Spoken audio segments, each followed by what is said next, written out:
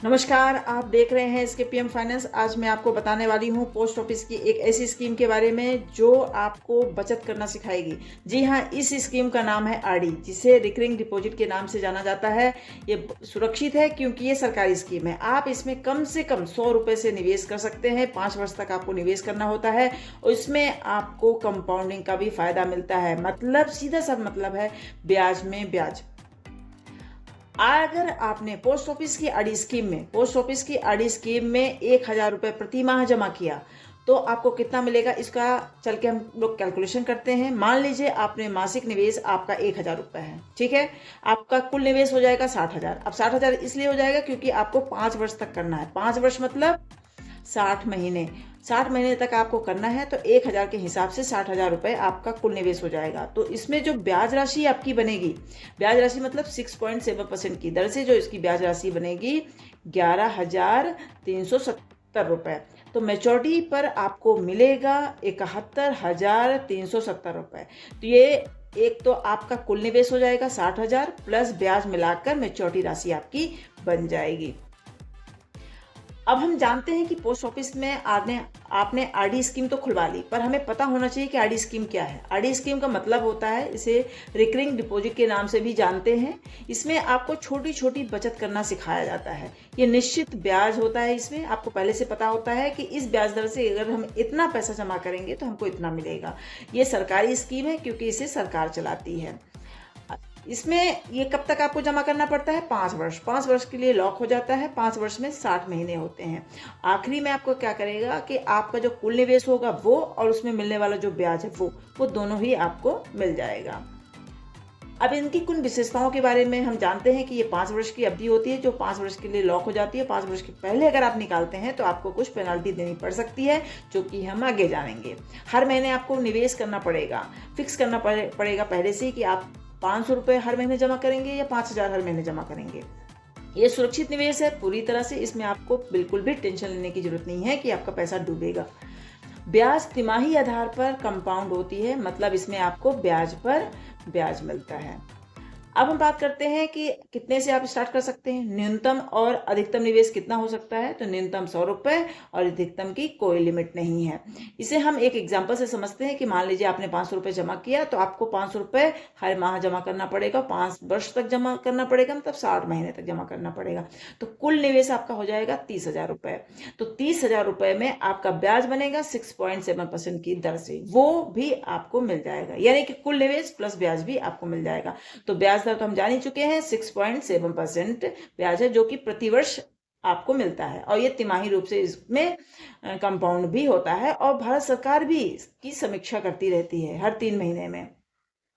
अब हम RD loan की बारे में बात कर लेते हैं। आरडी का सबसे बड़ा फायदा ये है कि अगर आपने पोस्ट ऑफिस में आरडी खुलवाई है तो आप बाहर से लोन लेने की जरूरत नहीं है। आप इसी से आपके जमा किए गए पैसे पर कुछ शर्तों के साथ आप लोन ले सकते हैं। लोन लेने की पहली शर्त ये है कि आपका 1 साल पूरा होना चाहिए आरडी करते हुए, यानी कि 12 किस्तें अगर आपने जमा कर दी है तो आप लोन लेने के लायक हो गए हैं। इसे हम एक एग्जाम्पल से समझ लेते हैं कि आपने अगर हर महीने मासिक जमा किया कितना, 2,000 रुपये, तो 12 किस्तें जमा किया। 12 किस्तें मतलब 1 साल तक, 1 साल तक जमा किए तो मतलब आप योग्य हो गए लोन लेने के। तो आपकी कितनी जमा हो गई? 24,000 रुपये।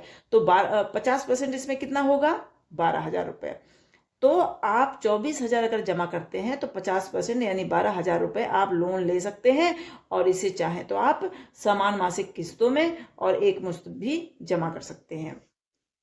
अब सोच रहे होंगे कि इसका ब्याज दर क्या होगा लोन का। तो लोन का ब्याज दर जो भी आपकी आरडी की ब्याज दर उस समय चल रही होगी, अभी तो 6.7% है, उसमें आप 2% और जोड़ दीजिए तो कितना हो जाएगा? 8.7% की ब्याज दर पर आपको लोन मिल जाएगा। और जो भी आपका लोन बकाया रह गया है और आप उसे नहीं चुका पाए तो वो आपका जब मेच्योरिटी होगा तो उसके मेन जो प्रिंसिपल अमाउंट है उससे आपका पैसा काट लिया जाएगा, यानी कि लोन काट लिया जाएगा। ठीक है। अब हम बात करते हैं कि अगर आपने समय से पहले, मेच्योरिटी से पहले अगर आपने खाता बंद कर दिया तो उसके कौन कौन से रूल हैं और कितनी पेनाल्टी आपको देनी पड़ सकती है। तो पहला रूल तो ये है कि आप 3 साल के पहले आप बंद नहीं कर सकते, और मान लीजिए 3 साल के पहले बंद भी करते हैं तो आपको इस पर कोई ब्याज नहीं मिलेगा। 3 साल के बाद आप बंद कर सकते हैं, यानी कि 3 साल बाद ही प्री मेच्योर क्लोजर की अनुमति आरडी स्कीम आपको देती है। पर दूसरा नियम ब्याज पर आता है। ब्याज पर दूसरा नियम ये है कि आपको जब 3 साल के बाद और 5 साल के पहले, मतलब समय के पहले आप खाता बंद करते हैं, तो आपका जो आरडी ब्याज दर है उस पर आपका ब्याज नहीं लगेगी। आपकी ब्याज दर लगेगी सेविंग अकाउंट के हिसाब से। सेविंग अकाउंट का ब्याज दर चल रहा है 4% और आरडी का ब्याज कितना है 6.7%।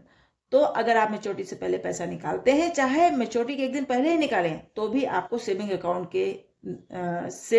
की दर से ही आपको ब्याज मिलेगी। अब तीसरा नियम यह है कि एडवांस डिपॉजिट नियम। कुछ लोग एडवांस में ही डिपॉजिट कर देते हैं पैसा, और अगर आप सोचें कि मैंने एडवांस में 60 महीने की किस्त पहले ही जमा कर दी है तो मैं अब खाता बंद कर लूं, तो ऐसा नहीं है। आपको 5 वर्ष तक रुकना ही पड़ेगा। ठीक है, चलिए अब हम बात करते हैं टैक्स के नियम के बारे में, जान लेते हैं। इसमें एटीसी के तहत जो भी लाभ मिलता था बाकी स्कीमों में, वो इसमें नहीं मिलता है।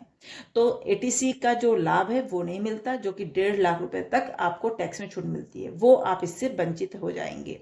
ठीक है, दूसरा होता है आरडी पर जो मिलने वाला जो भी ब्याज है वो पूरी तरह से टैक्सेबल होता है। अगर आप इनकम टैक्स के स्लैब के दायरे में आते हैं तो आपको टैक्स देना पड़ेगा। इसमें टैक्स लगेगा, टैक्स भी लगेगा और आपका टीडीएस भी कटेगा। ब्याज इनकम को आप आईटीआर में आपको दिखाना जरूरी है। अब हम समझते हैं आरडी टैक्स रूल और टीडीएस और इनकम टैक्स क्या होता है। सबसे पहले हम समझ लेते हैं कि जो सामान्य नागरिक है, सामान्य नागरिक वो जिनकी उम्र 60 वर्ष से कम है, वो सामान्य नागरिक आते हैं। अगर उनका आरडी में जो ब्याज है वो 50,000 तक है तो उनका कोई टीडीएस नहीं कटेगा। ठीक, जो वरिष्ठ नागरिक है और जो सीनियर सिटीजन है और जिनकी उम्र 60 वर्ष से ऊपर है, तो उनका जो ब्याज है 1 लाख रुपए तक माफ है, मतलब उनमें कोई टीडीएस नहीं कटेगा। पर अगर वो स्लेब के अंतर्गत आते हैं, इनकम टैक्स के दायरे में आते हैं, तो टैक्स लगता है। मैं यहाँ पर टीडीएस की बात कर रही हूँ। और आपका जो ब्याज है, जो भी आपको ब्याज मिलता है, अगर 10,000 से ज्यादा है, अगर ये टीडीएस के अंतर्गत नहीं आता है तो उसमें टीडीएस नहीं कटेगा। ठीक है, पर इनकम टैक्स के दायरे में अगर 20% के टैक्स स्लैब के अंतर्गत आप आते हैं तो 20% का टैक्स आपको लग जाएगा। मतलब 10,000 में 20% होता है 2,000 रुपए। ठीक है, अब बात करते हैं कि ये स्कीम किसके लिए है। जो नौकरी पेशा है उनके लिए है, जो हाउस वाइफ है उनके लिए है, स्टूडेंटों के लिए भी बहुत अच्छी स्कीम है। थोड़ा थोड़ा पैसा आप जमा कर सकते हैं, इसमें फायदा होता है बच्चों की पढ़ाई के लिए। आप एक गोल बना सकते हैं कि बच्चों की पढ़ाई के लिए हम इतना जमा कर रहे हैं, इतने समय में हमें एडमिशन के लिए इतने पैसे की जरूरत पड़ेगी। भविष्य में सेविंग के लिए बहुत अच्छा है और इमरजेंसी फंड के लिए तो बहुत बढ़िया है। अगर ये वीडियो आपको अच्छी लग रही है तो लाइक शेयर सब्सक्राइब जरूर करें। मिलते हैं अगली वीडियो में नई जानकारी के साथ। ध्यान रहे ये वीडियो केवल शैक्षिक उद्देश्य से बनाया गया है। निवेश करने के पहले अपने वित्तीय सलाहकार से परामर्श जरूर लें। मिलते